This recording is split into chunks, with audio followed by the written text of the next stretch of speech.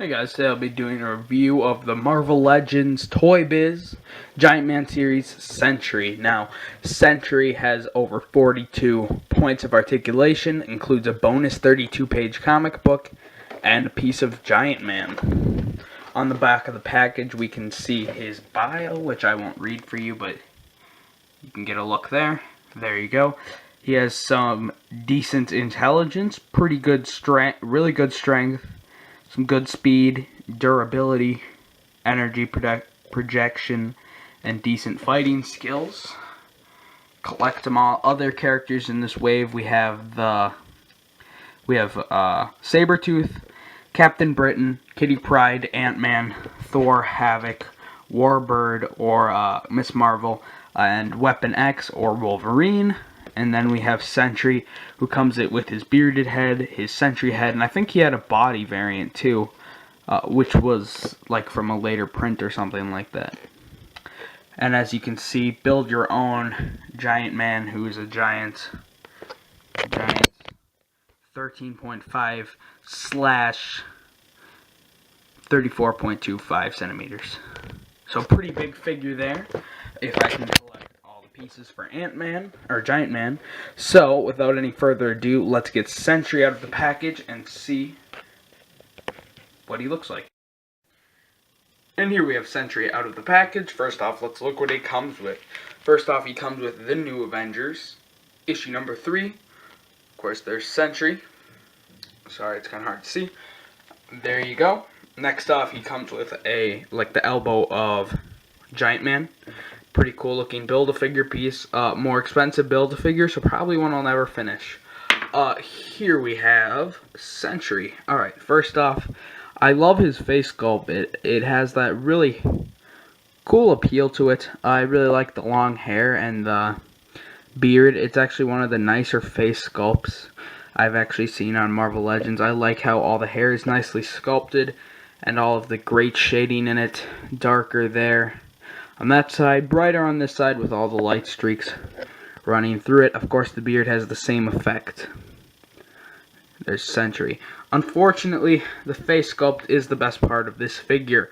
I don't know if you can see this, but my tone must have been like mid-factory print or something between like two colors, because this has a lot of color mixing to it. It's hard to tell on camera, but this is a much darker yellow than this yellow, which is much lighter, and then the dark yellow, that yellow is even darker right here. And then we have the blue, which is kind of nice. The blues are nice.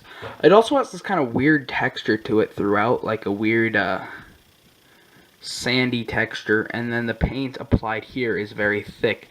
The belt is nice, I'll give it that, and so is the nice rubber cape. Kind of hard to display, but if you had if you put like a wire on the back, I bet you could kind of display it. And yeah, of course, the legs are also quite middle here, and then dark on the bottom. I just don't understand what the paint was for.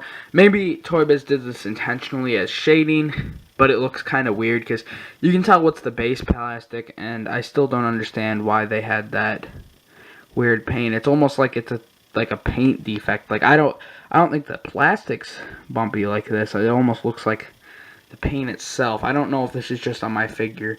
Also, a problem with this figure is that the line, although decent, looks kind of custom-y because, as you can see, there's a terrible case of bleeding there. And, of course, up top, the neck, near the neck, there's a little yellow bleeding because this base body looks like a yellow, which would make sense based on this part. So, of course, it's not painted to the top. And it actually looks like a lighter yellow that was actually mixed for the peach color. And again, this is a more obvious change, but I'll try and get better lighting. But this peach looks way different than the skin tone. It's just, none of the colors really match piece to piece, which I understand with a toy. The molded plastic and the painted plastic is going to be slightly different, but this isn't even like slight differences for the most part. I mean, I think the sculpt is nice. I like the cape, but the main problem with this is just the paint defects are so many. But of course, Toy Biz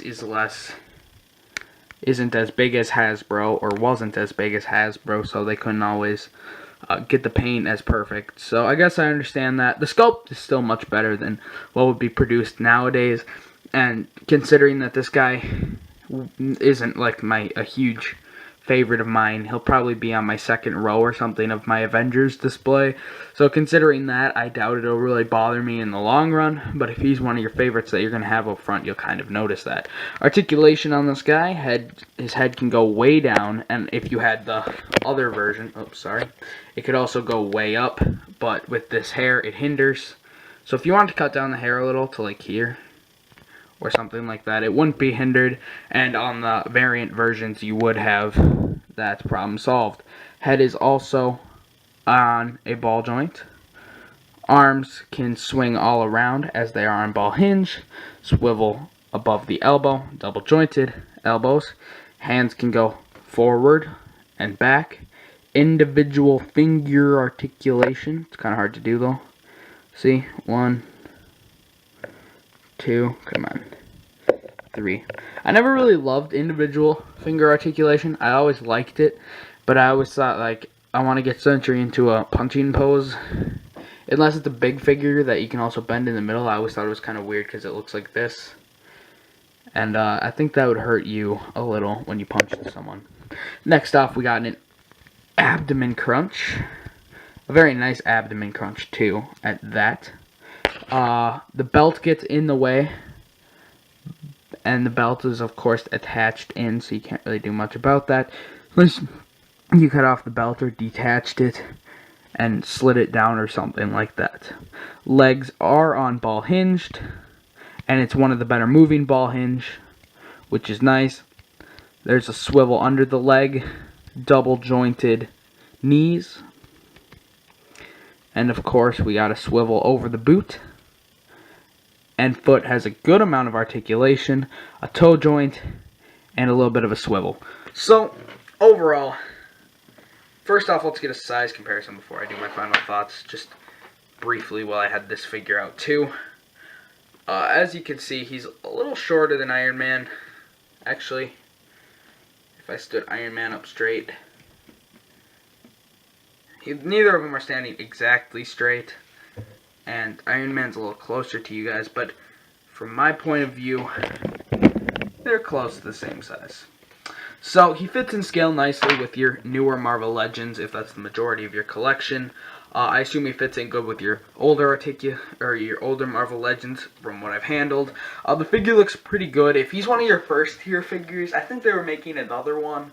I haven't kept up much with the new Marvel Legends line because I have to special order them online because my Walmart quit after got wave 1 and 3 and never got 2, and then my Target just got wave 1, so I don't really keep up with them because I have to mail order them, and I just prefer the older figures, so if I'm going to just have to mail order them anyways. I believe they're making a new Sentry, or they did make a new Sentry. If so, I checked that one out. I don't know how good or bad it is, because I think there's a new one, but I'm not sure again. But this is a good figure to put in your collection. I think this face sculpt is quite nice. The paint, it could be improved on, other than minor bleeding though, and the minor change, which I think is only my figure, if I'm not mistaken. Maybe a few others I've seen with it, but from the other reviews I've seen, no one really has complained about it that much. So other than that, it's great articulation on the figure. Not much paint stick on it, which I have had problems with that, and Toy Biz, no real warp. So if you can get this figure fairly cheap like I did, I got this guy for $5, I definitely say he's worth the pickup. He's not the greatest Marvel Legend figure, but he's definitely worth it. Overall, I really enjoy Sentry. That's all for today, guys, and I'll see you soon.